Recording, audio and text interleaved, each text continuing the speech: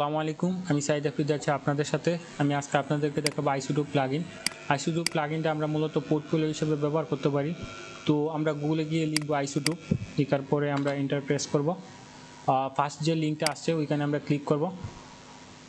Click করার পরে দেখেন এটা মূলত ওদের অফিসিয়াল সাইট। আমি ক্লিক করতেছি।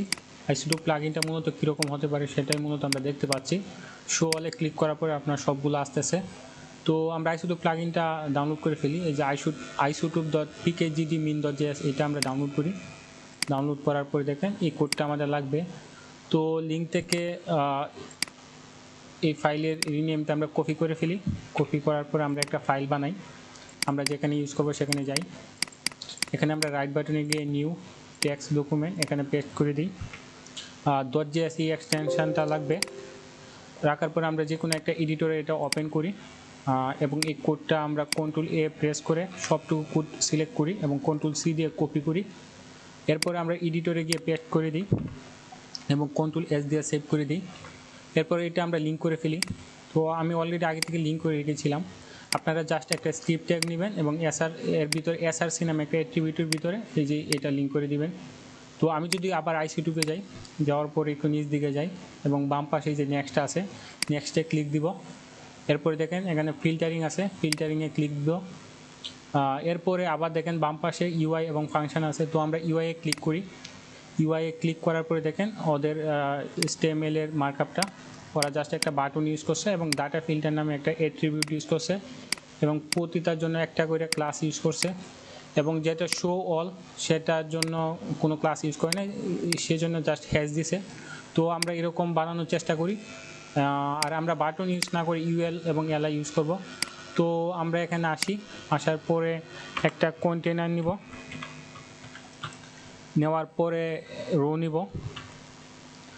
রো নেওয়ার পরে একটা ক্লাস নিব কল md12 নিব। এরপরে আমরা নিব একটা, এছাড়া আমরা আরেকটা ক্লাস নিতে পারি, আইটেম মেনু দিতে পারি।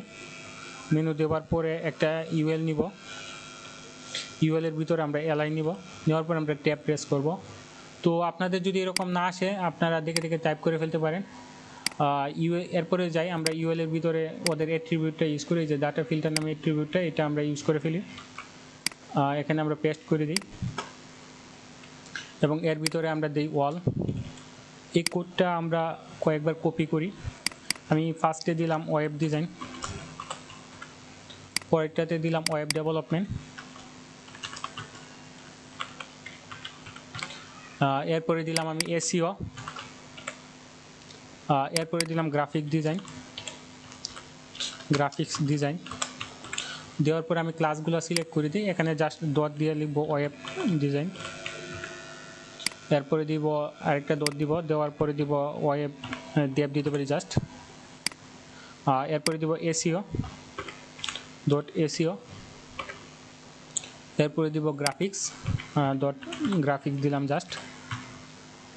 দেওয়ার পরে আমরা যদি আবার ওদের HTML মার্কআপে যাই, আমরা যদি একটু উপরের দিকে যাই বা সরাসরি ফাংশনে ক্লিক করি, ফাংশনে ক্লিক করার পরে দেখেন ওরা একটা গ্রিড নামে ক্লাস ইউজ করছে যার ভিতরে এলিমেন্ট আইটেম নামে সবগুলোতে কমন ক্লাস রাখছে।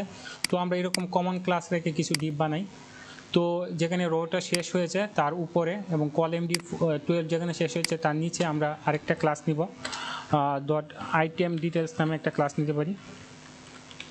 নেওয়ার পর আমরা ট্যাব দিব, দেওয়ার পরে আমি 3টা করে ইমেজ চাচ্ছি, কল md4 দিব, সেজন্য কল md4 একটা দেশ হবে। এরপর আমি এর ভিতরে একটা ইমেজ নিব, ইমেজের সোর্সটা আমরা আনি।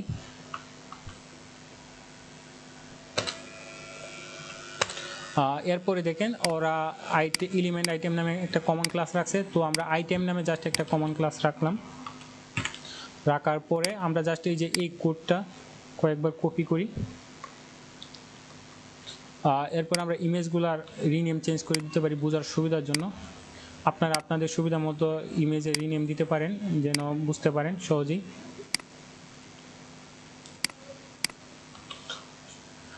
এরপরে দেখেন এই ক্লাসগুলো আমরা সিলেক্ট করে দেব। দেখেন আমি যদি ওয়েব ডিজাইন দিলাম ধরেন 3 জন, এখানে জাস্ট পেস্ট করে দিব।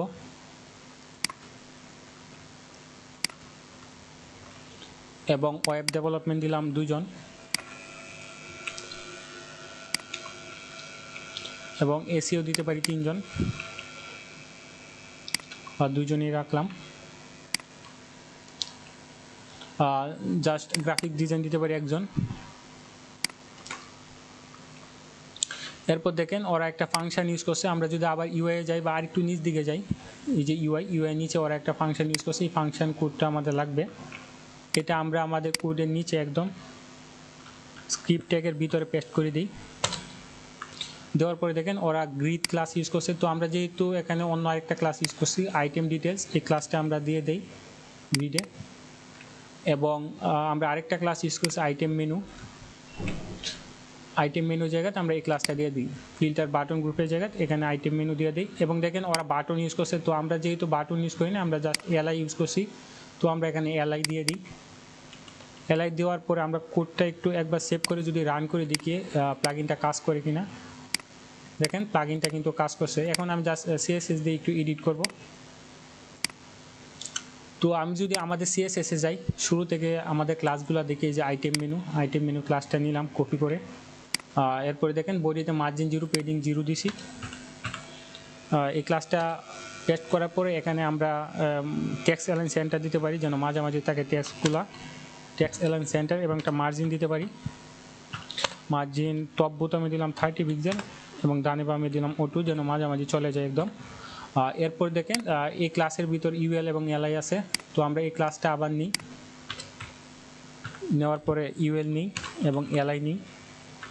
তো আমরা চাচ্ছি যে এই ডটগুলো যেন উঠে যায় এবং এগুলা পাশাপাশি আছে, সেজন্য আমরা লিস্ট স্টাইল নাম দিব। আমরা এর একটা পেডিং নিতে পারি। আমরা টপ বোতামে 12 পিক্সেল এবং ডানে বামে 15 পিক্সেল। এবং আমরা একটু কোড স্ট্রাকচারটা ঠিক করে নিই যেন পাশাপাশি আসে, সেজন্য ডিসপ্লে দিব ইনলাইন ব্লক।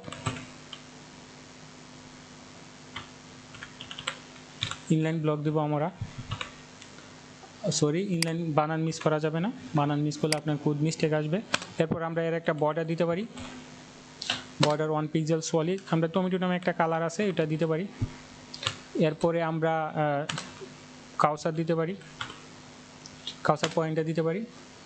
এরপরে যেন একটু ডানে বামে একটু দূরে থাকে, সেজন্য আমরা মার্জিন লেফট দিতে পারি,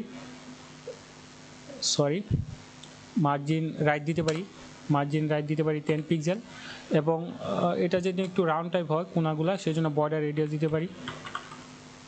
বর্ডার রেডিয়াস দিলাম 5 পিক্সেল। এর একটা হোভার দিতে পারি,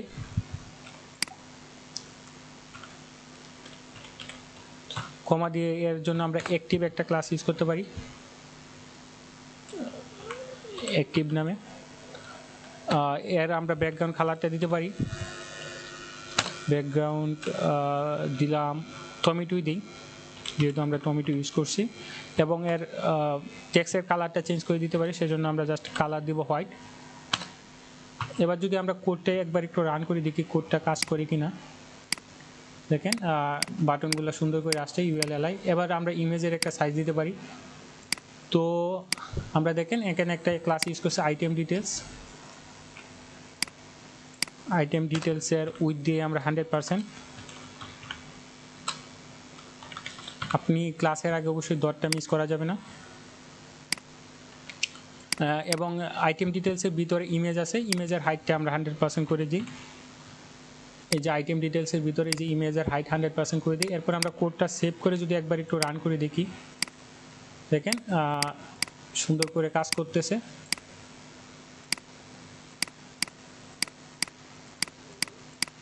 দেখেন খুব সুন্দর করে কাজ করতেছে।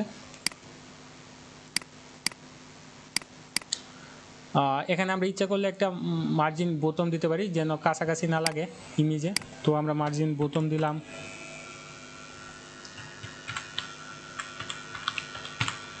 মার্জিন বোতাম দিলাম 30 পিক্সেল।